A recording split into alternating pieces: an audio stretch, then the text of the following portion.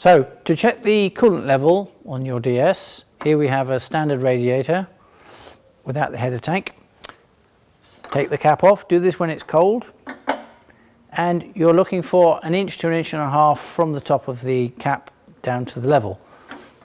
That's the correct level, and so you should have a little bit of air in the top of this, which becomes a header tank.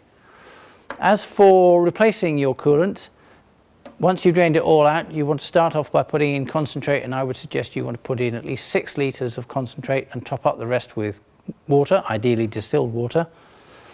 And ethylene glycol was fitted from the factory, so I would suggest you use that stuff.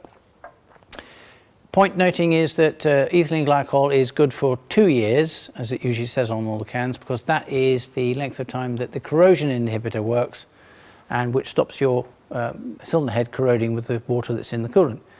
The antifreeze inhibitor will last much longer, but it's the anti-corrosion issue which is why they recommend that you change your coolant every 2 years.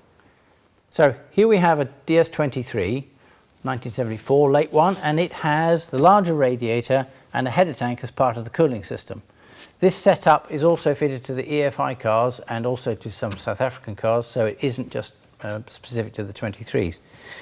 Coolant level check is done cold, and you take off the radiator cap, which is on the top of the header tank, and you're looking for the level to be at this level of the seam on the header tank. And you can easily check just by looking down it, or you can use your Mark 1 digit to see how wet it gets. You don't need to be too worried if you've overfilled it, because if you have, when the engine warms up and the pressure rises, it will blow any excess fluid out past the cap, down the breather pipe and out onto the ground or wherever you got your pipe. So easily checked, that's it.